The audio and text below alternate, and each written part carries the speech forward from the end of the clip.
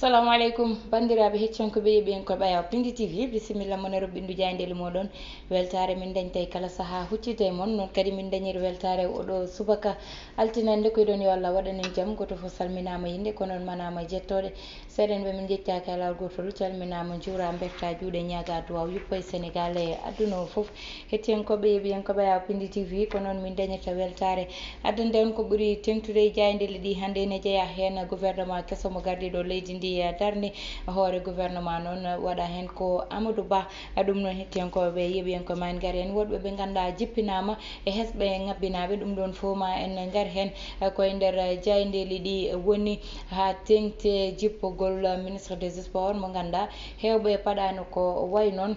ko joni joni wonta so Allahu lamɗo jaaɓi. hettiyankoɓe ɓen koɓe gudditir tan roɓɓindu jayndeli meɗen koye jaynde gendire lesalayi jaynde gendire noon ari nomination mo premier ministre oɗon premier ministre noon ko Amadou Ba ɗum noon hewɓe ina padanno ɗum hewɓe kadi ina innittuno inde ndeɗon ko ɗum wattidi wonde tigui kanko Amadou Ba waɗa premier ministre hay so tawi oɗon premier ministre ne fattano ko gila ko ɓooyi saabu nde haala joni wirtima hitande ɗum noon ɓe mbi feuille de route mo président de la république président Macky Sall woni tan dartade ƴewto liggeyo kono kadi e nder leydi ndi caɗele gondi hen ndi oɗon gouvernement noon ko gouvernement mo capantato e jeetato ministre uji goni hen garine jayde las ari ha joni tan wi gardiɗo leydi ndi kay waɗi lancé combattant ji muɗum woni daratoɓe yahoɓe haare nde ɗum noon woni ko ganduɗa yette ne lima hen inde Amadou Ba woni premier ministre Moustapha Ba Oulimata Sarr Victorine Ndeye Pape Malick Ndour Abdou Karim Fofana Mame Mbaye Niang e Yoro Dia ɓeɗon limtama hen ɓe mbi Amadou Ba kanko woni chef de guerre o haare nde ɓe mbi kanko woni gardotoɗo yeeso o ɓe mbi ha joni tan e banggal ligguey yimɓe ɗiɗon e kettina hen woni Moustapha Ba Oulimata Sarr ɓe mbi Malick Ndour kañum ha joni tan kañum ne nani jeeya e oɗon ligguey garene jayde l'observateur kañum ne ari tan e gouvernement dartinaɗo ha joni kañum ne tan wi Macky Sall waɗi yiyande muɗum darde yiyande muɗum koye Amadou Ba wonde gardiɗo tan oɗo yette gouvernement ɓe mbi e kulisaji ne waɗi ɓe ganduɗa yette noon ko ɓe jiiti hen koye mumen ɓe mbi kamɓe ministre uji ɗi kopar SMS woni message hewɓe keeɓi yette wiyede joƴƴinama heddiɓe jippinteɓe ɓene ko par SMS tan tini kamɓene koɓe jippotoɓe ɓe mbiyete ha joni tan ko tolne sappo e goho hesɓe ɓe ganduɗa ete jiyama e nder gouvernement oɗo ɗum ko jayde l'observateur addi ɗum garane jayde Vox Populi noon ari ha joni tan e ko faye gouvernement oɗon ɓe mbi kay ko reedu ndu ganduɗa ete ina fonno heɓtade kono noon keftugol ngol ko keftugol musgol wonno yette eɓe ha joni tan ɓe garte koye toɗɗogol gardiɗo leydi ndi toɗɗi jagorde hesɓe walla tan gouvernement kesso mo addi o artiri premier ministre ɗo e nder leydi meɗen Sénégal on ko Amadou Ba tigui ɓe mbi yete ko padetenoɗo e ngal ɗon banggal ɗum woni koɓe gaddi ko ɓe mbi blocage uji kalanoɗi mbiya ma dañ e nder gouvernement o ɓe mbi ko way noon kay dañani hay lawol gotol ɓe mbi aujoji ɗi ganduɗa Idrissa Seck waɗi ɗum dillini rewmi ɓe mbi Amadou Ba Abdoulaye Daouda Diallo ɓe mbi yette koko ganduɗa yette mataw tan finance o ƴettama tottita goɗɗo ɓe mbi Serigne Mbaye Thiam oɗo saaha yette ko tan nder PS mataw koɓe tikkuɓe oɗon nomination ɓe mbi départ ummiɓe hen timmi sappo e joyo artuɓe ɓe ganduɗa ete ƴewtidama hen ɓe ganduɗa garte nder gouvernement ɓe mbi sappo e goho woni tan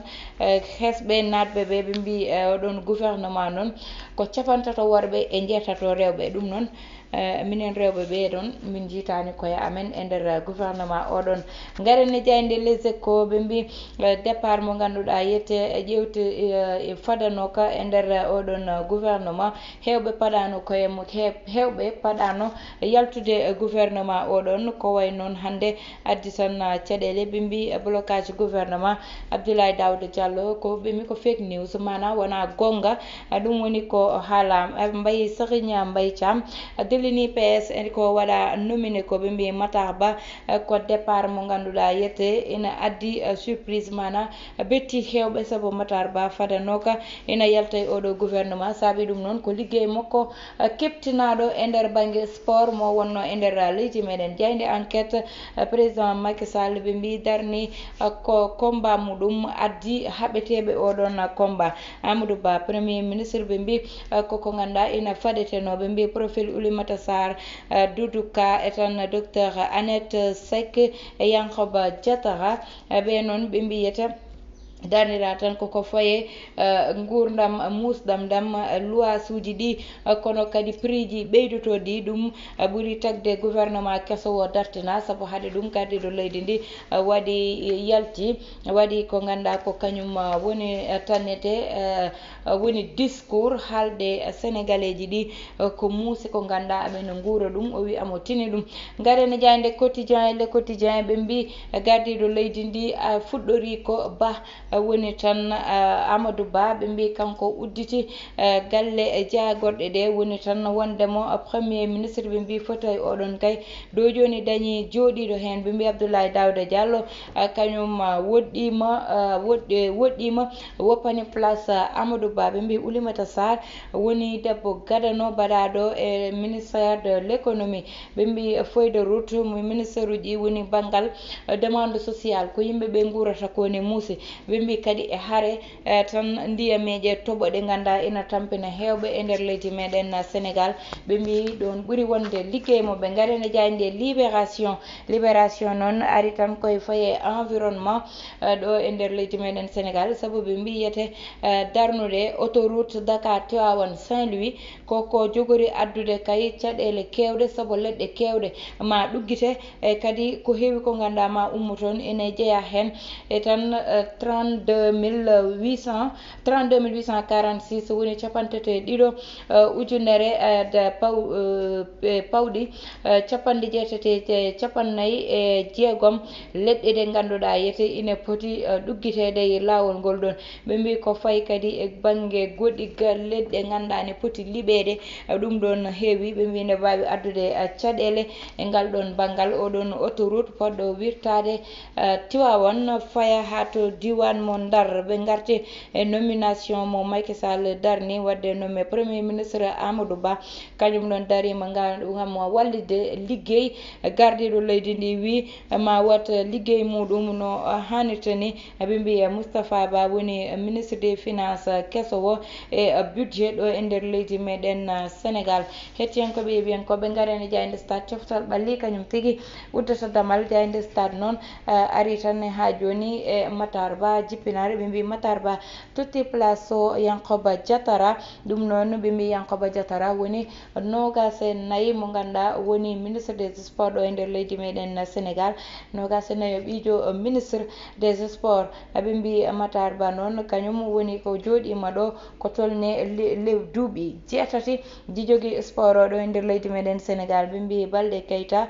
kay oɗo saaha yete darde makko ena woni darde nde ganduɗa yete natti mantinade no woni tunoni ɓe mbi regroupement ji ne poti fuɗɗitade Paris hande altine o Mendy Nowa e tan Niakhaté Iso e Keita Balde kamɓe noon ɓe mbi ɓe payi koye tan banggal forfait woni jippitade ɗo ɓe gonnoɗo hettiyankoɓe yeeɓiyankoɓe Pindi TV ɗum wonno komin gaddan noon ko ɓurno tan tengtude banggue jaydeli ɗi en batta sona uddidde hello wonko noon tigi hettiyankoɓe yeeɓiyankoɓe hannde hesɗe jayndeli ɗi koko jayndeli fof udditiri hello mumen arwanigo ɗum noon gareten tan koye gouvernement kesso darnaɗo o oɗon gouvernement hannde Amadou Ba ardi ɗum hewɓe noon ina paɗanno inde Amadou Ba e darde muɗum saabu ko neɗɗo mo ganduɗa yete ko homme d' état keɓtinaɗo kono kadi mo ganduɗa darde muɗum ina mantini e wallide gardiɗo leydi ndi goɗɗum kadi ƴewtidama woni Aminata Touré kankone o holliti tan banggal makko kanko tikkere makko mataw addi ɗum koko ganduɗa woni toon to assemblée nationale to mo fadanno wonde présidente mo assemblée nationale kono noon Allah watta ko hanani te kadi ko woodi foof ko noon jogori yarude wona arsugue makko mo woni arsugue mum o fawama ɗonete mataw ɗum addi tikkere kanko Aminata Touré mimi oɗon ɗum noon hande widemo o tottirta place makko mo ganduɗa ko député o waɗata kadi démissionné saabu koko ganduɗa ete o toɗɗama o fawama toon to suudu sardiji leydi meɗen ko keɗɗotoɗo e poste makko kanko Aminata Touré ine wayno noon o holliti tan ko tikkere walla wonko woni ɓerde makko ko ganduɗa o yaltinani ɗum ne garten e gouvernement darnaɗo ha joni gouvernement o baɗuno Matar Ba kañum joguinoɗo banggal sport kañum ne jippinama mataw hewɓe paɗano Matar Ba jippine ɗo joni eɗen paaya lebbi ɗiɗi tan heddi yimɓe paayay coupe du monde eko way noon coupe d' Afrique nani e lawol eko way noon ɗum ɗon fo noon addi hande ko ganduɗa ete ene wayno caɗele ni so ministre kesso addama gowanoɗo jippinama mataw ene wawi addude caɗele seeɗa kanko Yankoba Diatara kanko Matar Ba o ɓooyi hen ko liggey mo ganduɗa ete sénégalais ji amo ina mantini hande so tawi banggal gouvernement o ina dilla eko way noon hewɓe ɓeyde mumen ina kewno lelade banggal Matar Ba saabu wiyata tan ko liggey makko mataw ne wawi joƴindemo ɗon e ngal ɗon banggal hayso tawi 8 ans wona lebbi 6 wona balɗe 6 koko ganduɗa ko duuɓi 6 kono kadi liggey makko ina mantini e ngal ɗon banggal mataw ina sikka garowo ma daro ɗo darinoɗo e wawa kadi ɗo wawrunoɗo saabu ko neɗɗo mo ganduɗa neɗɗo jaaduɗo e hakkille muɗum kanko Matar Ba e banggal liggey makko amo andino waɗirta ɗum amo andino funtodirta kadi e banggal équipe makko e groupe aji makko yimɓe makko fo no funtodirtuno e mabɓe hawa wawa heɓde ɗumen ha ko yiiɗi ko o daña ɗum neɗɗo mo ganduɗa ɓannoɗo disponible kadi e banggal sport saabu kamɓe ɓeɗon ɗoɓe jeeƴino foof maɓe jii Matar Ba e sara mabɓe place makko dal amo hewno ɗum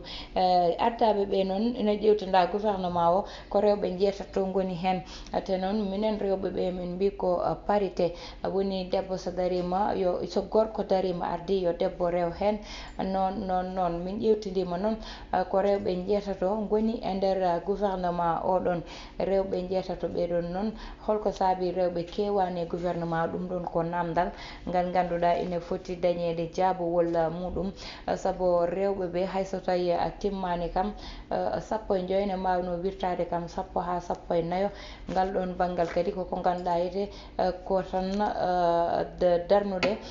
ko ganduɗa mataw wonɓe ganduɗa gonino ɗo mbaɗani ɗum walla ko way noon kono noon so ƴewtidama darde rewɓe ɓe koko ɓuuri ruttitade caggal ngal ɗon banggal kadi ko caɗele wonata e to banggal rewɓe to wadde gouvernement kesso darnama ma en ɓuur yewtidde hen ko ɓuuri hen yajje so Allahu lamɗo jaaɓi e gouvernement o eko way noon ko wawi addande leydi ndi saabu hande ɓuuri tagde oɗo gouvernement darnede ko toɓole ɗe e ndiyameje ganda ena taaji inondation ji tampindi sénégalais ji ɗi kono surtout prix ji ɗi ganduɗa ɓeydima ha woro prix ji ɗi ganduɗa hande ina hamni hande so yeehi ha nder leydi meɗen pot bisap ene yeeye 300 ande muusi kilo gawri yeeye 100 ande muusi ko ganduɗa ete ko kañum woni diwlin hande jooɗa 5 litres 8500 ha 9000 francs hande muusi wadde noon ko way noon saabi kanko gardiɗo leydi ndi o dari o wi o yii ko leydi ndi wurata ko ɗum saabi mo darno gouvernement kesso beele maɓe ƴewto ko way noon eko fay toon ina sikka tan jogiiɗo banggal commerce e nder leydi meɗen jogiiɗo ɗum keso o ina sikka tan kañumne ma daro darde ma taw ɓurde mantidinde e gonnoɗo ɗo o darde darinode saabu joɗinoɗo gonnoɗo mo waɗi remplacé o kañum darde muɗum yiyano ko hay lawol gotol saabu ko ɓeydo dañi foof o yiyaka hay lawol gotol o waɗa déclaration walla ko way noon. hettiyankoɓe yeeɓiyankoɓe Ayaw Pindi TV koye ɗi konngudi guddeten roɓindu jayndeli meɗen tottude won aadi gongol so Allahu lamɗo jaaɓi yo Allah waɗanen jaam e kisal bani moon debbo Aissata Ndiaye wonno heɗonene banggal caméra o ko Masou Sow alias Thiat.